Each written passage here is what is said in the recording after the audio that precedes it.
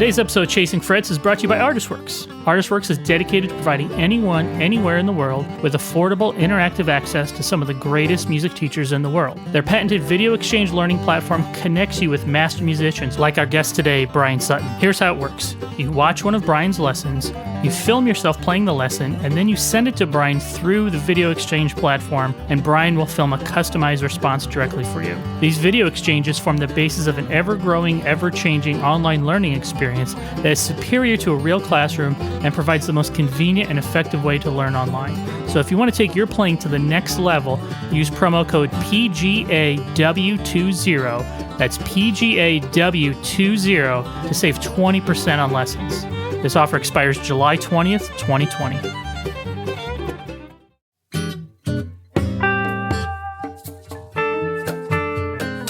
Hey everybody, this is Jason again with the Chasing Frets podcast presented by Premier Guitar, and I'm here again with my co-host Andy Ellis. How you doing, Andy? Oh, I'm doing well. Amazingly, there's electricity in my loft today.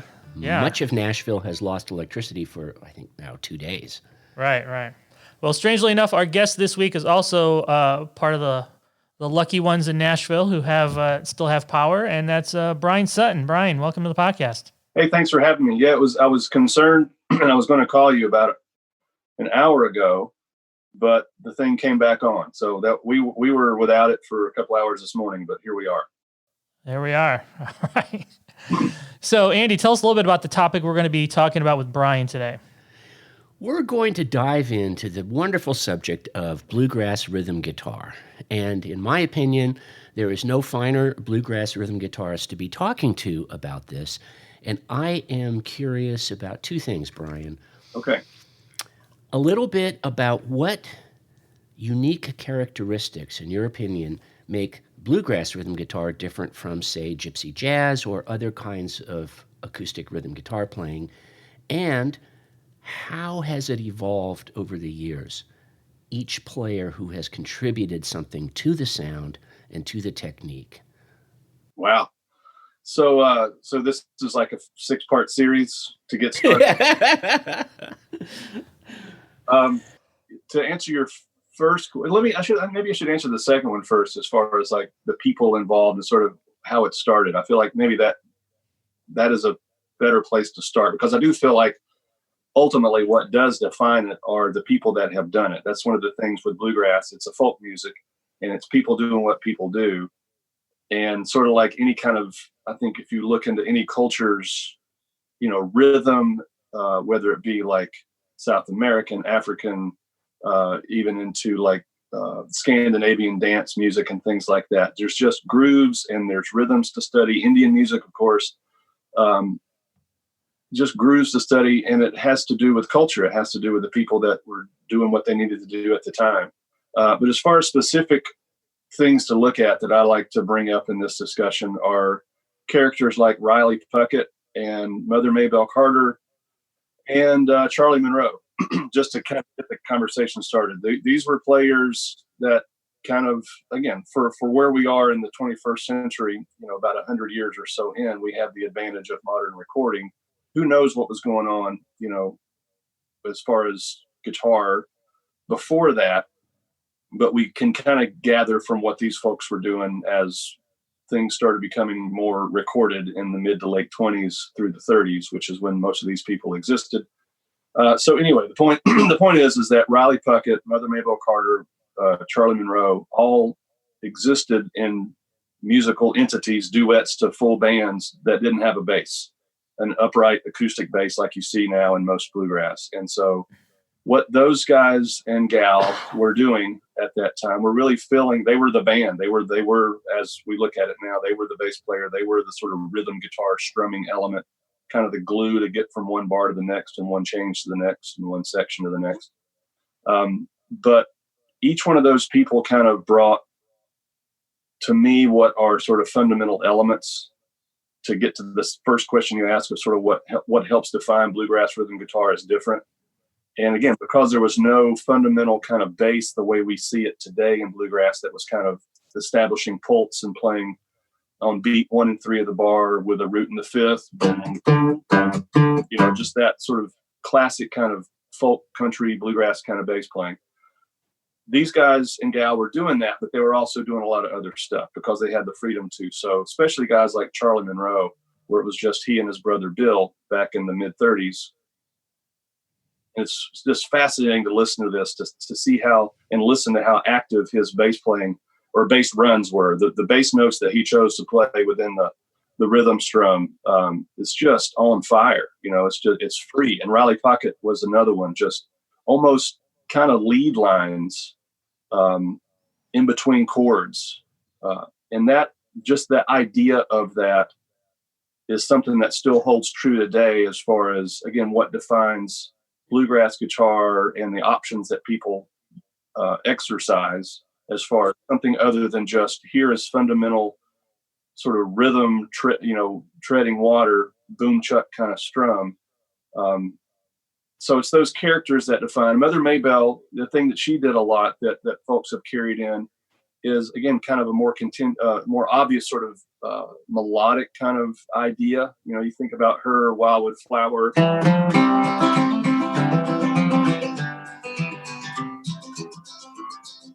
Stuff where there's a consistent, very obvious kind of churn, but a melody playing at the same time. That was a lot of what she was doing as the sort of primary band of the Carter family, was a rhythmic element that was strumming along with melody notes. And so there was, all those kind of elements come into place now that we look at like what a lot of people consider bluegrass rhythm guitar via Lester Flatt and Jimmy Martin, and now into guys like Del McCoury, into more modern sort of players that a lot of us look to that define a lot of powerful bluegrass rhythm guitar, like Dan Tomitsky and Tim Stafford with the band Blue Highway and people like that. So anyway, I'm trying to sum all this up as far as like an evolutionary kind of look. What we've gone from are musical entities where there was no bass, and the guitar used a lot of that space that was eventually taken over as more sort of bluegrass bands came on board with a bass. The bluegrass rhythm got a little more simplified, got more reduced to just roots and fifths, more boom chuck kind of sound. But still those elements are in there. So,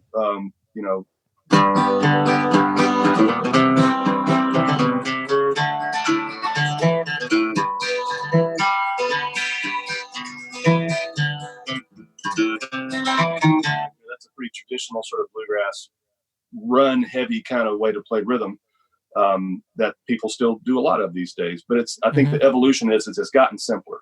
A lot of what you might look at in real modern bluegrass is a lot simpler than that. More the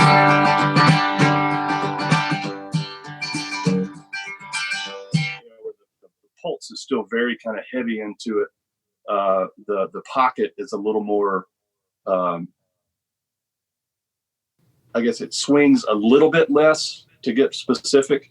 Why that's hard to say is because a lot of this is also very, very song dependent as well. Yeah. Mm-hmm.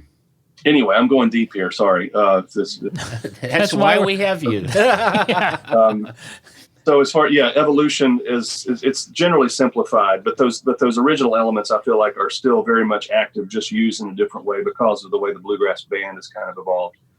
And to answer your first thing about what those things are that kind of continue to define how bluegrass rhythm would be different than, say, like if I'm playing country rhythm, or like, Michael Row Your Boat Ashore in a folk trio or something like that, that's where you get into the sort of the mystery stew that is bluegrass. Sometimes I have these wonderings, that we all ask, like, what is bluegrass? And sometimes I wonder, is it better a question to, say, why is bluegrass? Why does Jimmy Martin do a thing that he does when he's playing rhythm guitar? And why do I do what I do? Why does Doc Watson, why did he do what he does? Why does Tony Rice do what he does?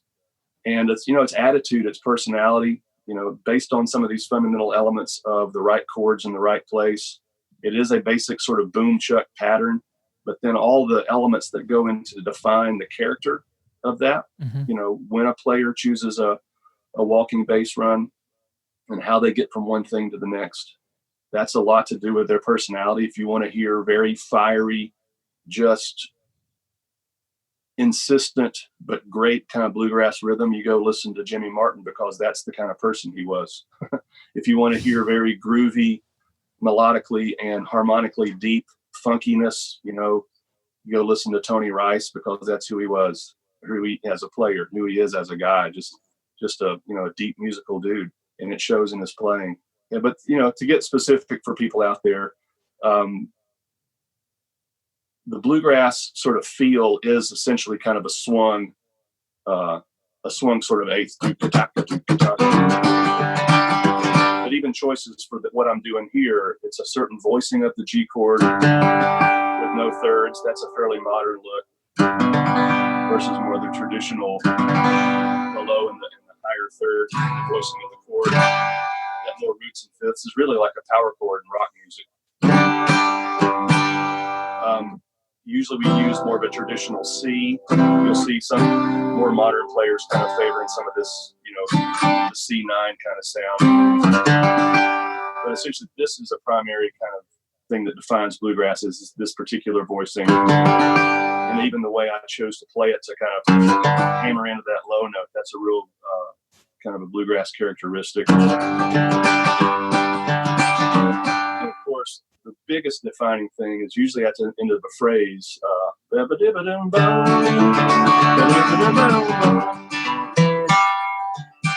big G run, which that was, to go deep into this world, that was sort of the two-note Lester Flatt version.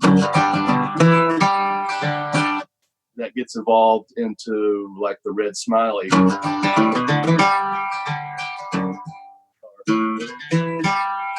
another Del McCoury. The F instead of the E. Lots of little variations, but again, that's kind of song dependent. But the idea of it still stands true, where it's usually at the end of a section, a verse or a chorus, somebody's solo. It's kind of like the rally cry for the bluegrass band to go, okay, here's the next section and here's what it's going to be. It kind of keeps everybody in line. Mm-hmm. So I know you do a lot of teaching through Artist Works, and you have for quite a while. When you have somebody coming in as a student who has the chord vocabulary down, but is looking to get some of that bluegrass feel into it, what are some things you recommend them to do to kind of get that feel solidified in their playing? Right. That's, again, sort of the mystery of kind of how things swing. We all sort of have to find ourselves in that through a lot of experience. And I think that singing helps. I encourage most students that come through my door here, whether you're focused on rhythm guitar or lead stuff or both, is to try to, not try to be a great singer necessarily, but just try to vocalize, try to imagine, from the vocal perspective, lots of things like swing, the feel, even down to the emotion and the general character of the song. That helps really define a lot of, again, these sort of driving forces that are not on paper, like choose this voicing at beat 3 of this bar. No, it's really more about what is this phrase right now? How is it being sung? Where are we in the narrative of the song? And how can I use things like that to help tell that story? Again, that went way into the deep end of potential kind of elusiveness, but it's all a balance of all this stuff. What I try to help folks build is what I call this a toolbox for rhythm guitar, which is recognizing what those choices are, because that's really what it is when it comes down to recognizing songs and singers and feels and characters and emotion and things like that. As long as my fundamental chords are in the right spot at the right time, and my support, that's the other thing about rhythm guitar, and if it's bluegrass or country or whatever, or rock and roll, it's a support system. Its whole purpose is to support some other thing that's going on, a vocal or the lead player. So anyway, those tools again are going to be walking runs and how to recognize the end of the phrase kind of things.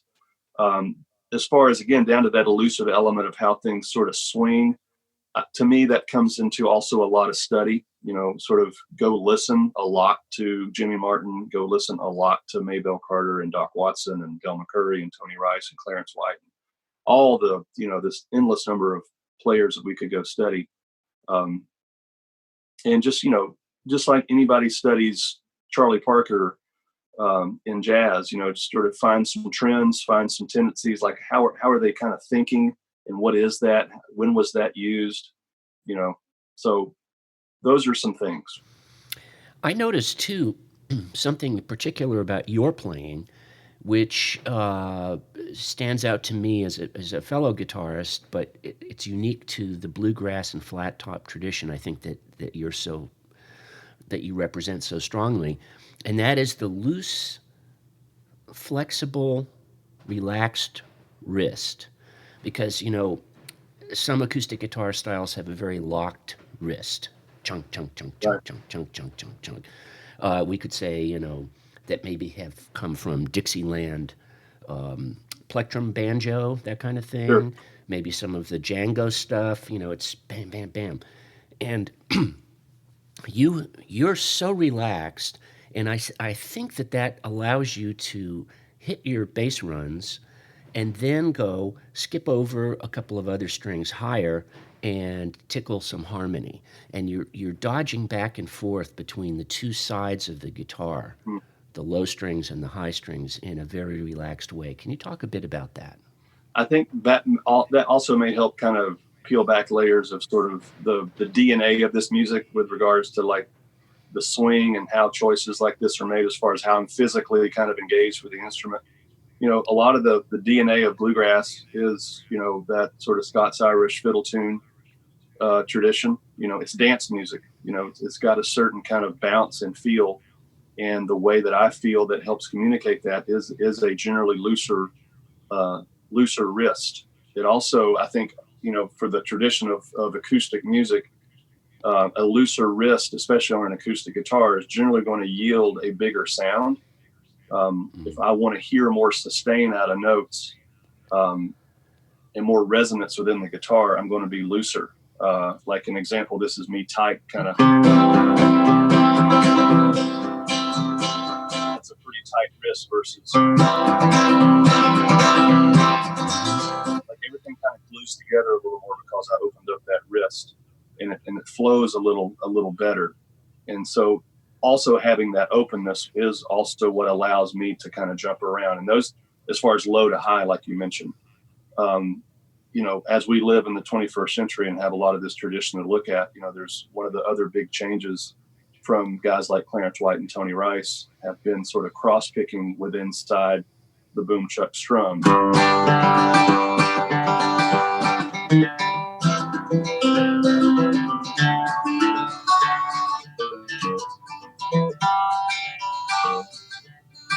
And really, the only way to be successful at that, kind of going for that sound, is opening up your wrist. That's a flow and a swing that's, I don't want to say it's impossible, but tension really gets in your way when you're trying to do that. Excellent. Well, let's kind of wrap up this episode, Bryan. If you could point to maybe, and I know people can't see when they're listening, but your background there, the wall in your studio is kind of littered with a greatest hits of bluegrass. If there were like 2 or 3 records that you could point maybe some novice bluegrass players to really kind of listen to for rhythm playing, or even play along to some tunes, which come to mind first? Well, it's funny you mentioned that, because the records, again, as we talked earlier, these are specific records from my childhood, and I did just that, played along with these records tons of times. As far as like traditional bluegrass, and I mentioned some of those characters, Lester Flatt, any Flatt and Scruggs record, there's great collections from their Columbia records and their Mercury records. I would go listen to a lot of that. The other thing that's tricky when you get into Lester Flatt, you need to remember that he used a thumb pick and a finger pick. He didn't use a flat pick, as did Maybelle Carter. So that's, we didn't even get into that, but it's, but just as far as studying sounds, I think Lester Flatt is probably one of the primary, at least in the mid 20th century on, primary kind of figures in bluegrass rhythm guitar. So any Flatt and Scruggs, I think Red Smiley in the duet of Reno and Smiley, Don Reno and Red Smiley, I think just because his guitar was so sort of just, mixed out front, which that's, that, by the way, that's another thing. A lot of bluegrass rhythm guitar players were also the lead singers in their bands. And so, They had a really natural way to kind of accent in between the phrases and use the runs and things like that, just because it helped them have something to do when they weren't singing. Anyway, Red Smiley's a great character there. He's on the wall here, and I can't overlook, as far as two of my big favorites is Tony Rice and Doc Watson. And can you hear me? Mm-hmm. Okay.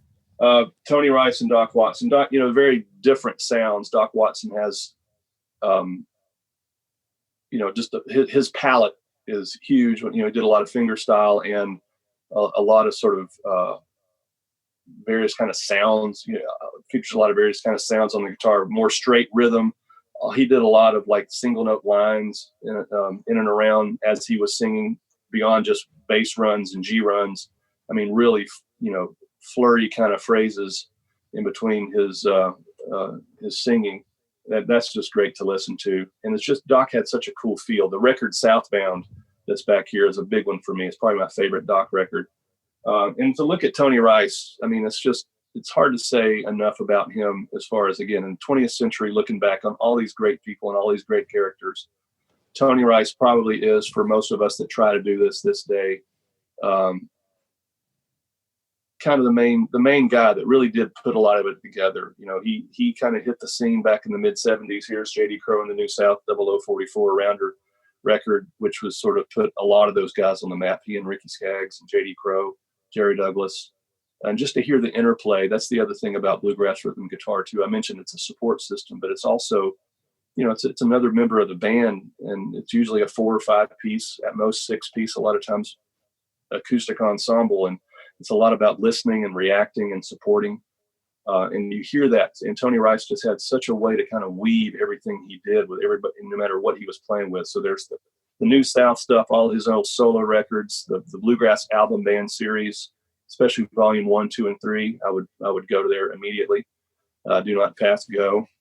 The two other records that I would point out as far as just listening to Tony Rice, and mainly because of what the records are and how exposed he is the Skaggs and Rice duet record that's here over my left shoulder, and Church Street Blues. Church Street Blues is primarily Rice solo, and again, you get a lot of different kind of looks, a lot of different kinds of songs.